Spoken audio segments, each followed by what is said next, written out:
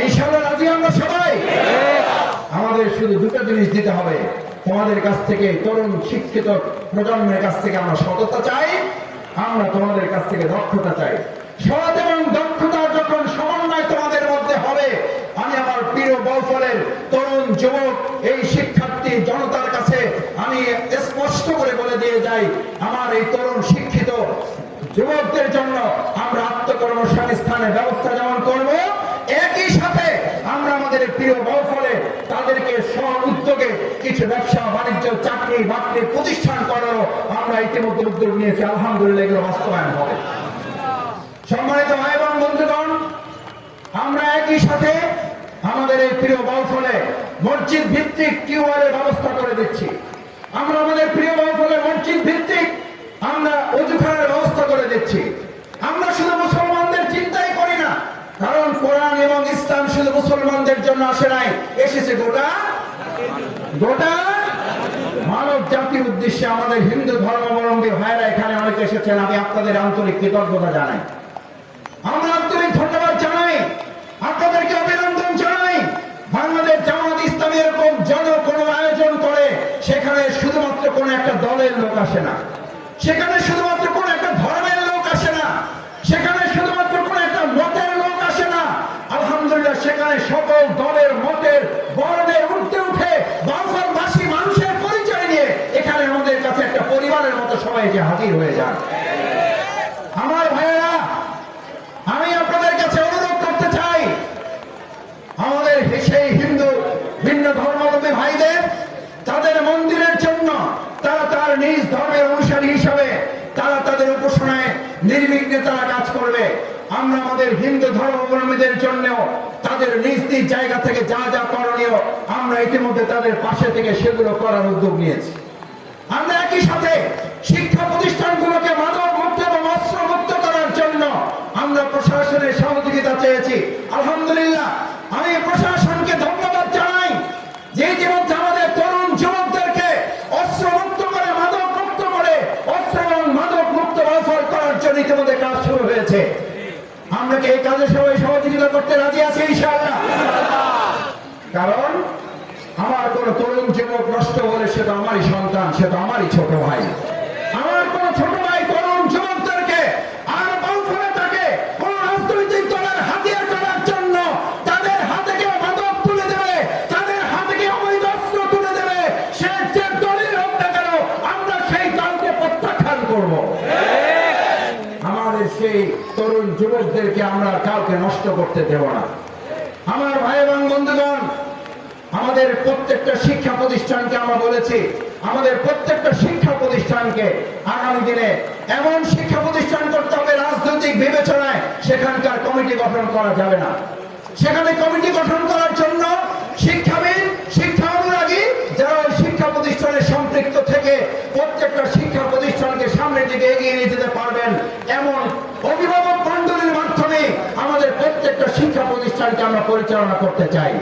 আমি ইতিমধ্যে শুনেছি কোন কোন শিক্ষা প্রতিষ্ঠানে কেউ কেউ অপচেষ্টা করছেন টাকার বিনিময়ে দলের তদবিরের মাধ্যমে ওই সমস্ত শিক্ষা প্রতিষ্ঠানগুলোতে অযোগ্য অদক্ষ লোকদেরকে দিয়ে কমিটি গঠন করে বিগত 15 বছরের ন্যায় ওই শিক্ষা প্রতিষ্ঠানকে ধ্বংসের দিকে ঠেলে দেওয়ার চেষ্টা করছেন। আমরা বলফলে এরকম কোন কমিটি দিয়ে আমাদের শিক্ষা প্রতিষ্ঠান আমরা পরিচালিত হতে দেব না। আমরা আজ এখানে উপস্থিত হয়েছি যে আল্লাহর সন্তুষ্টির জন্য, আমরা এখানে উপস্থিত হয়েছি যে আল্লাহর ভালোবাসার জন্য, আমরা এখানে উপস্থিত হয়েছি যে প্রিয় বলফলকে সংগঠিত করে উন্নত এবং আধুনিক বলফল করার জন্য। আমি আজ এই আদাবাড়িয়াবাসীর কাছে, বিবেকের কাছে জানতে চাই, প্রশ্ন করতে চাই, সম্মানিত আদাবাড়িয়াবাসী, আমাদের এই প্রিয় বলফল, আমাদের এই প্রিয় আদাবাড়িয়া, আমাদের এই প্রিয় নবালার প্রত্যেকটা ইঞ্চি মাটি যদি আল্লাহর দ্বীন এবং তার সৌন্দর্যের আলোকে আমরা এটাকে তৈরি করতে পারি তাহলে আল্লাহর রহমত কমবে না বাড়বে? এবার আল্লাহ তাআলার কথা শুনেন। আল্লাহ তাআলা বলেন, বিসমিল্লাহির রহমানির রহিম, ইন তাত্তাকুল্লাহ ইয়াজআল লাকুম মিন আমরিহি ইউসরা। আমি আল্লাহ তাআলা তোমাদেরকে ফয়সালা দিচ্ছি, তোমরা যদি এক আল্লাহকে ভয় করে চলো, তোমরা যদি এক আল্লাহর নির্দেশ মেনে চলো, তোমরা যদি এক আল্লাহর উপরে তাওয়াক্কুল করতে পারো, আল্লাহর আইন দিয়ে যদি তোমাদের মসজিদ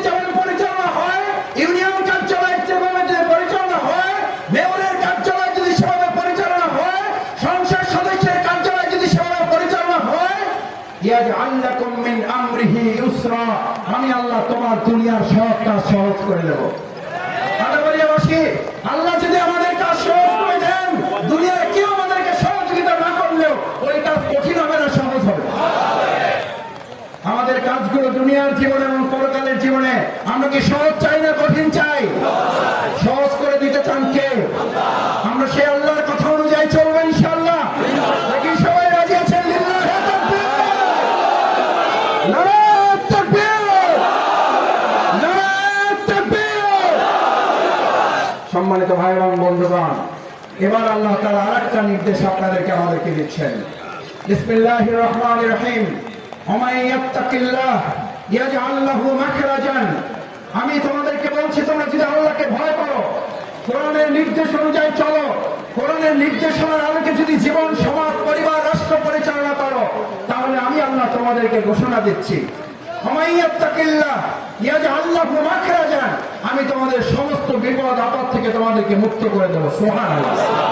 ও ভাইয়েরা, ও ভাইয়েরা, যদি আল্লাহ তাআলা আপনাকে আমাকে বিপদ থেকে মুক্ত করে দেন, গোটা পৃথিবী যদি আমার উপরে বিপদ চাপিয়ে দেওয়ার কোনো ষড়যন্ত্র করে, সিদ্ধান্ত কি মানুষেরটা, দুনিয়ারটা বাস্তবায়ন হবে না আল্লাহর? তাহলে বাংলাদেশ জামাত ইসলামী ইসলাম এবং মুসলিমদের উপরে বিগত 16 বছর নির্যাতন নিপীড়ন করেছে। আল্লাহ তাআলা আমাদেরকে ভালোবেসেছেন। আমরা টিকে আছি না টিকে নাই? আমরা জনগণের সাথে আছি না নাই? জনগণের ভালোবাসা আমাদের সাথে আছে না নাই? কারণ আমাদেরকে জনগণ ভালোবাসে, তার আগে আমাদের ভালোবাসেন কে? আল্লাহ সুবহানাহু ওয়া তাআলা। সুতরাং দুনিয়ার মানুষের ভালোবাসা আমাদের দ্বিতীয় টার্গেট। আমাদের প্রথম টার্গেট হচ্ছে মহান আল্লাহ সুবহানাহু ওয়া তাআলার ভালোবাসা। সম্মানিত ভাই এবং বন্ধুগণ, মহান আল্লাহ সুবহানাহু ওয়া তাআলার সেই ভালোবাসা পাওয়ার জন্য এই যে বৃষ্টিতে আপনারা ভিজে বসে আছেন, এই যে একটু কষ্ট করছেন, আমি বিশ্বাস করি, আল্লাহ তাআলার কাছে দোয়া করি, মোনাজাত করি, আল্লাহ, আমরা এই দুর্যোগপূর্ণ আবহাওয়া সত্ত্বেও এই বৃষ্টির পানির ফোঁটা আমার মাথার উপরে পড়েছে, কিন্তু আমি মনে করেছি এটা পানি পড়ছে না, এটা আমার উপর আল্লাহ রহমতের বর্ষণ আমার উপরে বর্ষিত হচ্ছে।